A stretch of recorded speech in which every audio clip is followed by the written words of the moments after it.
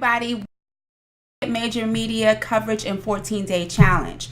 I am Timeesha Duncan, and I'm super excited that you are here with me. Over the next 14 days, I'm going to teach you massive strategies to getting your brand featured in press. Now, I want to explain how this is going to work, because initially everybody's like, oh, she's going to show me exactly how to get on TV. That's part of it. But the first part that we're going to really focus on is getting your brand press ready, so that when media, magazines, journalists are looking at your brand, or when you're pitching your brand is set up and ready to go. We don't want anybody looking at you and then your business is not even ready to receive the media, or when they're looking at you, they're like, what is this? Her website looks garbage. She doesn't have the right materials to even be featured. She's not an expert, and they move on. We don't want that to happen. So we have to tackle those things first.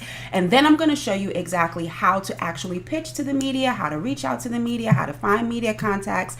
But I want to make sure that your brand, most importantly, is press ready. So today we're going to talk about how to create a very clear brand identity. It's all about getting your brand identity clear.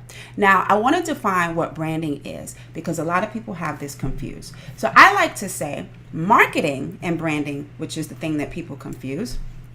Marketing is what you say about your business. It's you shouting out, hey, this is what I do. I'm so fabulous. Look at me. This is what I can offer you. That's you talking about your business. So now, a lot of times it works, but most times people are like, yeah, well, of course you're going to say your business is fabulous. I need to find that out myself.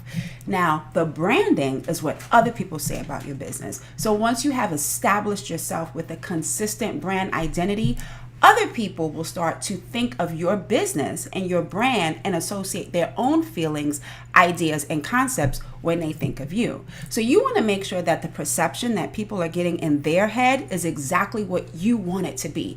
You don't want people keep creating their own perception of what they think your brand is, if it's not what you really want them to think. So for example, you may have a very luxury brand. You want people to pay top dollar for the services or products that you have, but they think your brand is a do-it-yourself type of brand, and they don't see the value in what you're offering. If they don't see the value, then they're not going to spend the money. So we want to make sure that their perception of your brand is aligned with exactly what your perception of your brand is.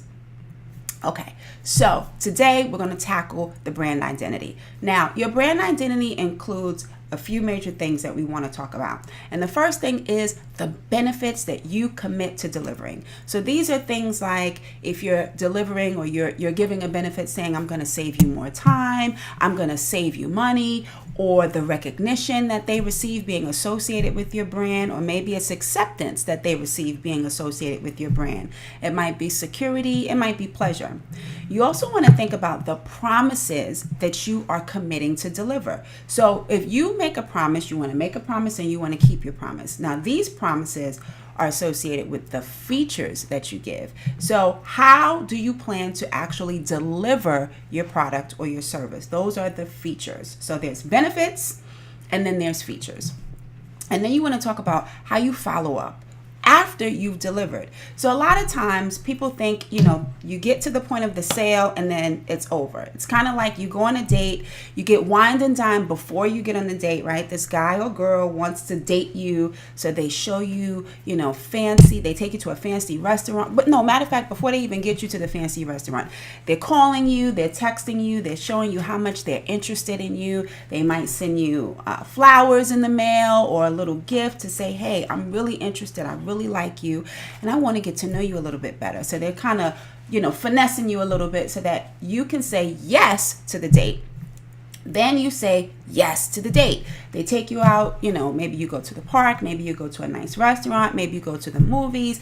You have a great time, but then after that date, you don't hear anything from them again. And so you're like, what happened? I thought we had a good time. I don't hear from them. They didn't really care about me. They just wanted the cookie or whatever it was that they wanted, right? It kind of dampens the relationship. So you also got to think about, what is that relationship that you're delivering after you've already made a connection with them. So this is the connection on how you keep in touch, how you keep that conversation going and build that business relationship. Because if you're able to build that business relationship, then they're going to continue to come back. They're going to refer their clients, their friends, etc., etc. So those are the components of what your brand identity is made of. Now, Your brand identity is made up of two things. It's made up of the voice of your brand and then the visuals of your brand.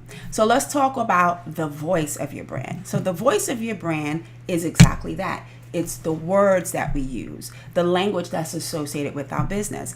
It's your personality in your copywriting. So a lot of times you don't have the opportunity to speak in front of someone about your business because 9 times out of 10, the first time they have an interaction with your business is online, right? So you're not speaking physically to them online unless you have a video, but you're not speaking to them. So they're reading the words on your website, or they're reading the post that you did on a blog, or they're reading your social media post. That's called copywriting. So you have to evoke personality into your copywriting because you want it to be authentic to you.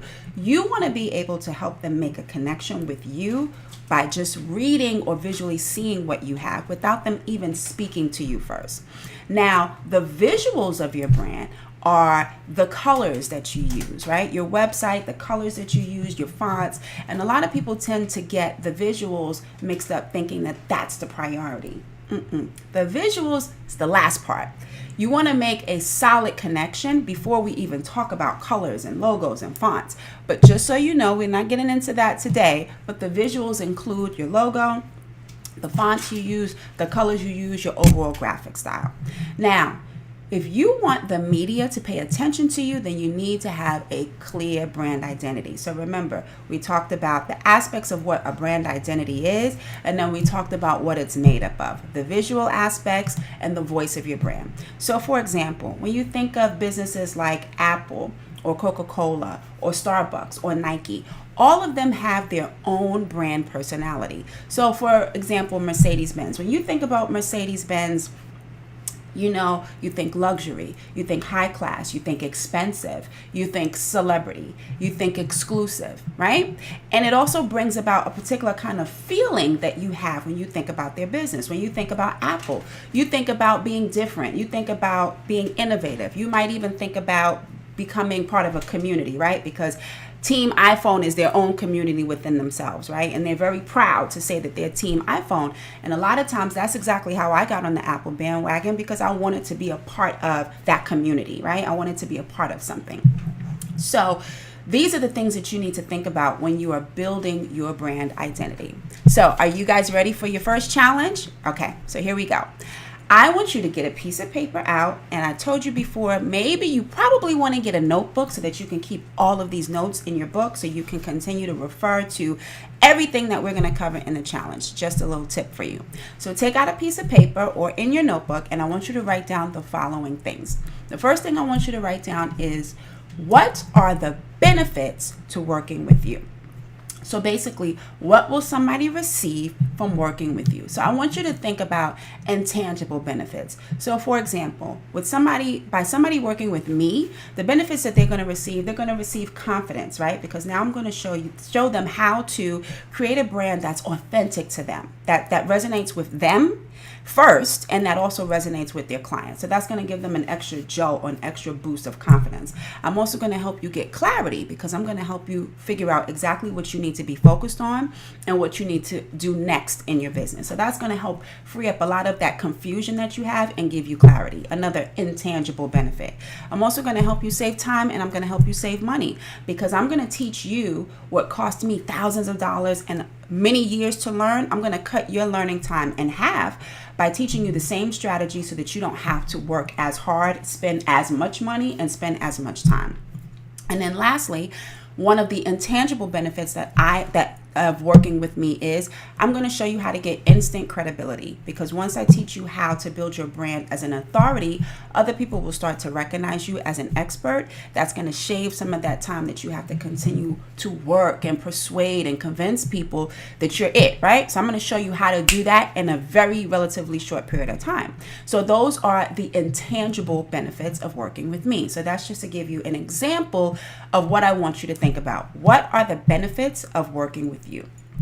Second, I want you to think about what are the promises you offer. So now I want you to think about the features. I want you to think about the tangible items that you have by working with you. So I'll give you an example. For me, and my team, some of the tangible items of working with us is you're going to get a beautifully graphically designed website, right? That's a tangible thing that you can physically touch, feel, look at. You'll also have an electronic press kit. So an electronic press kit is what you would shop to media, journalists, conferences, meeting coordinators. When you want to try to get paid for speaking, if you want to try to get paid for being on TV, for being in a magazine, they want to see your press kit, right? So we're going to create that for you. That's a tangible item that you can pass to somebody and say, here you go. We're going to also give you a professional photo shoot. So now you have professional images you can use on your website, in your marketing materials, on your press kit, wherever you need. Those are features that we are selling. And then lastly, I want you to think about the personality of your brand. So what is the personality of your brand? Remember when we mentioned Apple and Mercedes-Benz and Coca-Cola and all these companies, they all have a personality. What's the personality of your brand? Now, your personality of your brand should match your personality because you want it to be as authentic as possible. You don't want to have to recreate this persona or this person that's really not you, because that's going to get tiring, it's going to be frustrating, and people can tell when you're not real or when you're not authentic. So what's the personality of your business? Are you quirky? Is your business fun, spontaneous? Is it sultry? Is it sexy? Is it adventurous? What is your personality, and what is the personality that you want to shine through in your business? Okay. I also want you to list any defined colors or fonts or things that you love and you want to continue to use in your business, because I want you to get as clear as you can for this challenge on what your brand identity is, because that's going to help us craft everything else that we need to craft to help you get featured in press. So tomorrow we'll talk about the next step in day 2. I'll see you then. Bye.